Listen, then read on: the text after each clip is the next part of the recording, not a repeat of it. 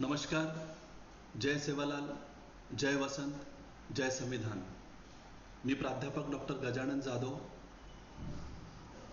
बांधवांनो, गेल्या काही दिवसांपासून महाराष्ट्र राज्यामध्ये आदिवासी मूल निवासी बंजारा समाजाचा एसटी प्रवर्गामध्ये समावेश व्हावा यासाठी म्हणून एक आंदोलन उभे आहे आणि तो सातत्यानं आपल्या सर्वांसमोर एक प्रश्न उभा आहे.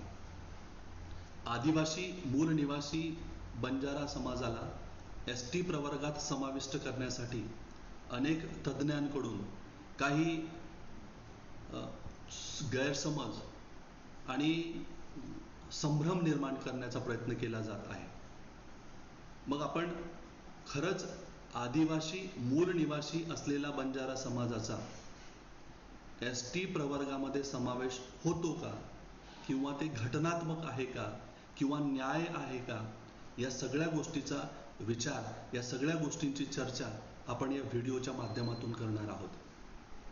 बांधवांनो, आपल्या सर्वांना माहीत आहे की स्वातंत्र्यपूर्व काळामध्ये ब्रिटिशांच्या ज्या ज्या नोंदी सापडतात त्या सर्व नोंदीमध्ये बंजारा समाज हा एक आदिवासी जमात आहे असे अनेक पुरावे, अनेक दाखले आपल्याला पाहायला मिळतात. मग मी याविषयी अनेक आधीच सुरुवातीच्या व्हिडिओमध्ये या संदर्भात पूर्णपणे आपण यावर चर्चा केलेली आहे. यात 1871चा गुन्हेगारी जमाती कायदा अर्थात क्रिमिनल ट्राईब ॲक्ट, या क्रिमिनल ट्राईब ॲक्टमध्ये ट्रायबल कम्युनिटी म्हणून बंजारा समाजाला क्रिमिनल म्हणून घोषित करण्यात आलं. एक हा पुरावा. आणि त्या ठिकाणाहून आपण अगदी निजामाच्या नोंदी आणि 1952मध्ये ज्यावेळेस याच समाजाला, ट्रायबल कम्युनिटीला डिनोटिफाय करण्यात आलं, तिथे सुद्धा ट्रायबल कम्युनिटी म्हणून त्याचा उल्लेख केलेला आहे. आता काही लोकांकडून एक संभ्रम निर्माण केला जातो की बंजारा समाज हा आदिवासीचे निकष पूर्ण करत नाही, परंतु असं नाही.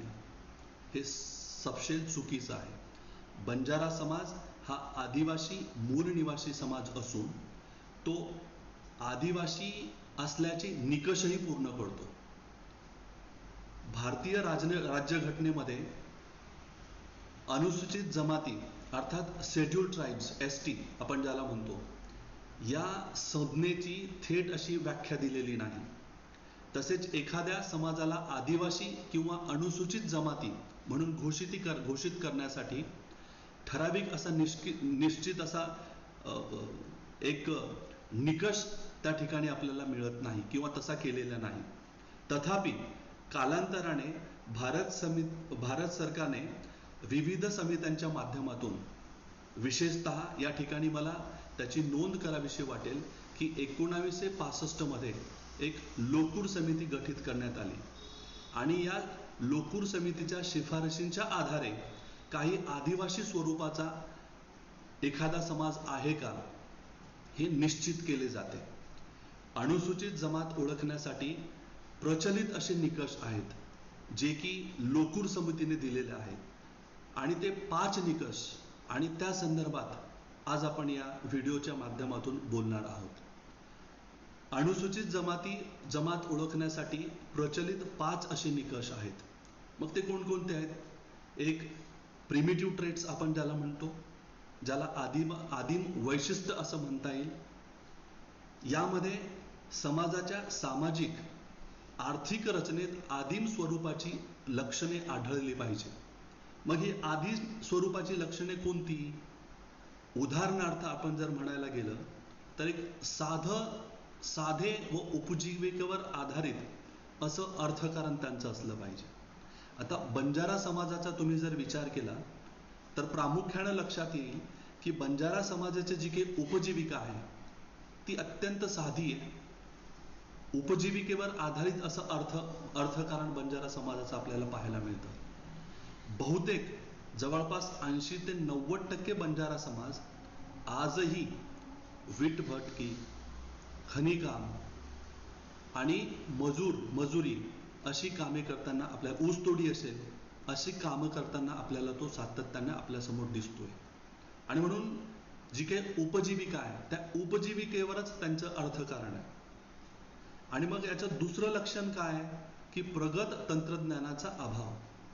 आज या समाजामध्ये थोड्या प्रमाणात जे काही तुटपुंज आरक्षण या बंजारा समाजाला विमुक्त जातीच्या VJA च्या माध्यमातून मिळालेलं आहे, त्या माध्यमातून समाजातली काही लोक हे शिकलेत, त्यांना नोकरी लागली आणि म्हणून ते कुठेतरी थोड्या प्रमाणात आपल्याला तंत्रज्ञानाशी निगडीत असे दिसतात. परंतु एकूण जर आपण विचार केला तर एकूण बंजारा समाज आजही 80% बंजारा समाज हा जो काही प्रगत तंत्रज्ञान आहे त्या प्रगत तंत्रज्ञानाचा अभाव त्यांच्यामध्ये दिसून येतो. आणि तिसरं या आदिमचं, दॅट मीन्स प्रिमिटिव्ह ट्रेड्सचं एक वैशिष्ट्य आहे, आदिम वैशिष्ट्य आहे, ते म्हणजे वेगळी सांस्कृतिक पद्धती व रूढी. आणि अर्थातच आपल्याला माहित आहे की बंजारा संस्कृती ही मूलभूत 3 टेनिट्सवर, प्रिन्सिपलवर आधारलेली आहे. एक धाटी, बानो आणि तांडो. अर्थात धाटी म्हणजे प्रवाही जीवनशैली, 2 बानो अर्थात विशिष्ट असा पेहराव, आणि 3 म्हणजे समूहाने राहणारा हा समाज, तांडा करून राहणारा समाज. डोंगर दऱ्यामध्ये गावापासून, शहरापासून दूर कुठेतरी एका हा एकत्रित राहणारा असा हा समूह आहे, ज्याच्याकडे एक विशिष्ट अशी एक वेगळी सांस्कृतिक पद्धती आहे, एक विशिष्ट अशी रूढी आहे. म्हणजे जन्मापासून तो मरेपर्यंत या बंजारा समाजाकडे, त्यांच्याकडे त्यांची एक स्वतःची एक रूढी आहे, एक परंपरा आहे. या 3 लक्षणं जी की आदिम वैशिष्ट्ये आपल्याला सांगत असतात. आणि ही 3ही लक्षणं बंजारा समाजामध्ये आपल्याला पाहायला मिळतात. दुसरं आहे स्वतंत्र संस्कृती, डिस्टिंक्टिव्ह कल्चर. आपण जर बंजारा समाजाचा जर विचार केला तर आपल्याला लक्षात येईल की बंजारा समाजाची संस्कृती ही इतर संस्कृतीपेक्षा वेगळी आहे. ती कशी आहे? बंजारा समाजाचं खानपान, बंजारा समाजाची वेशभूषा आणि बंजारा समाजाची जी काही भाषा आहे ती भाषा ती सुद्धा वेगळी आहे. अर्थात बंजारा समाजाकडे एक स्वतंत्र संस्कृती आहे, एक डिस्टिंक्टिव्ह असं कल्चर आहे. आणि म्हणून अशा समाजा म्हणजे स्वतंत्र संस्कृती जी काही, दुसरं जे काही आपण निकष म्हणतो आदिवासी असण्याचे, जे लोकूर समितीने दिलेले आहे, हे निकष सुद्धा बंजारा समाज पूर्ण करतोय. म्हणजे त्या समाजाचे स्वतःचे असे वेगळे सण असले पाहिजेत, स्वतःचे असे परंपरा असली पाहिजे, भाषा असली पाहिजे, रूढी व जीवनशैली असावी. या वैशिष्ट्यांमुळे त्याची ओळख मुख्य प्रवाहापासून वेगळी ठरते. आणि हे लोकीर समितीच्या माध्यमातून आपल्याला सांगण्यात आलेलं आहे. आणि याच समितीचे जे काही निकष आहे ते निकष भारत सरकार एखाद्या समाजाला आदिवासी समाज म्हणून ग्राह्य पकडण्यासाठी याचा विचार करत असतो. तर दुसरा जो काही निकष आहे स्वतंत्र संस्कृतीचा, ज्याला आपण डिस्टिंक्टिव्ह कल्चर असं म्हणतो, हे निकष सुद्धा बंजारा समाज पूर्ण करत आहे. त्यामध्ये आपण बंजारा समाजाचा जर विचार केला तर वेगवेगळे सण बंजारा समाजामध्ये आहेत, वेगळी परंपरा आहे. बंजारा समाजात एक स्वतःची एक भाषा आहे, स्वतःची रूढी आहे, स्वतःची एक जीवनशैली आहे. आणि म्हणून दुसरा निकषही बंजारा समाज पूर्ण करतोय. आता वळूया तिसऱ्या निकषाकडे. लोकूर समितीने जी काही तिसरा जो काही निकष दिलेला आहे तो तिसरा निकष आहे भौगोलिक एकांत, अर्थात जिओग्राफिकल आयसोलेशन. म्हणजेच समाज बहुतेकदा दुर्गम, डोंगराळ आणि जंगल भागात किंवा शहरी किंवा विकसित भागापासून विलग अशा ठिकाणी राहतो का? तर राहतो. आपण महाराष्ट्रामध्ये पाहतोय की बंजारा समाज हा गावापासून, शहरापासून एका विशिष्ट ठिकाणी, विशिष्ट अंतरावर एक समूह करून राहणारा हा समाज आहे, ज्याला आपण तांडा असा संबोधतो. आणि म्हणून त्याचा एक स्वतःचा एक एकांतपणा आहे, एक भौगोलिक एकांतपणा आहे, जिओग्राफिकल आयसोलेशन आपल्याला या समाजामध्ये पाहायला मिळतं. आणि म्हणून हे तिसरं जे काही निकष आहे तो तिसरा निकषही बंजारा समाज पूर्ण करतो. आणि म्हणून या तीनही निकषा आधारे आपण म्हणू शकतो की बंजारा समाज ही आदिवासी जे काही निकष आहे तो पूर्ण करत असतो. आता आपण वळूया चौथ्या निकषाकडे. चौथं निकष दिलेलं आहे की शायनेस ऑफ कॉन्टॅक्ट, परक्यांशी संकोच. अर्थात असा समाज जो मुख्य प्रवाहाशी किंवा बाहेरील लोकांशी सामाजिक व मानसिक दृष्ट्या अलिप्त राहण्याचा एक स्वभाव बाळगतो, ज्याला आपण शायनेस ऑफ कॉन्टॅक्ट असं म्हणत असतो. आणि मूलतः धाटी, बानो आणि तांडो या तीन फंडामेंटल प्रिन्सिपलवर, तीन मूलभूत बाबींवर जगणारा हा बंजारा समाज जो काही आहे, ज्याच्याकडे स्वतःची भाषा आहे, स्वतःची वेशभूषा आहे, स्वतःची परंपरा आहे, स्वतःची एक रूढी आहे, हा समाज इतर समाजापासून दूर राहण्याचा प्रयत्न करत असतो. परक्यांशी त्यांचा एक संकोच असतो. आणि हा शायनेस ऑफ कॉन्टॅक्ट हा बंजारा समाजामध्ये सुद्धा आपल्याला ठळकपणे, आपल्याला स्पष्टपणे दिसून येते, पाहायला मिळते. आणि म्हणून चौथा जो काही निकष आहे, चौथा जो काही क्रायटेरिया आहे, जो की लोकूर समितीने दिलेला आहे, तो चौथा क्रायटेरिया सुद्धा आपण, तो चौथा निकष सुद्धा आपण आपल्याला लागू होते. आपण त्या निकषाला आधारे, त्या निकषाच्या नुसार आपण आदिवासी बंजारा समाज हे गणले जातो. आता पाचवा निकष आहे आर्थिक मागासलेपणा. आर्थिक मागासलेपणा अर्थात इकॉनॉमिक बॅकवर्डनेस. आत्ताच मी तुम्हाला सांगितलं की बंजारा समाजाचा मुख्य व्यवसाय काय आहे, तर वीटभट्टी, खनिकाम, ऊसतोडी करणे. आणि साक्षरतेचे प्रमाण अत्यल्प, फार कमी आहे. आरोग्यविषयक निर्देशक कमकुवत आहे. जर तुम्ही महाराष्ट्राच्या मराठवाडा भागात जर पाहिलं तर तुम्हाला आजही हा बंजारा समाज मोठ्या प्रमाणात ऊसतोडी करत असताना दिसतो. आणि ऊसतोडी करत असताना या बंजारा समाजाच्या अनेक, खास करून महिलांच्या अनेक आरोग्यविषयक अशा कमकुवतपणा किंवा आरोग्यविषयक अशा अडचणी आपल्याला पाहायला मिळत असतात. शिक्षण, आरोग्य व रोजगाराच्या संधीमध्ये सुद्धा फार मोठ्या प्रमाणात कमतरता बंजारा समाजाची आपल्याला पाहायला मिळते. एकूणच आर्थिक स्थिती जी काही आहे ही इतर समाजाच्या तुलनेत अत्यंत दुर्बल आहे. आणि हे पाचवं जे काही निकष आहे, हे पाचवं निकष सुद्धा बंजारा समाज पूर्ण करते. आता याच्यामध्ये महत्वाची जी काही नोंद आहे, ती नोंद अशी आहे की ह्या ज्या काही पाच निकष या लोकूर समितीने दिलेले आहेत, ज्याच्यामध्ये आदिम वैशिष्ट्ये, मी आत्ताच बोललो की साधे व उपजीविकेवर आधारित असं अर्थकारण बंजारा समाजाचं आहे. कोणतंही प्रगत तंत्रज्ञानात तो वापरत नाही, त्याचा अभाव बंजारा समाजामध्ये. एक वेगळी सांस्कृतिक पद्धती आहे.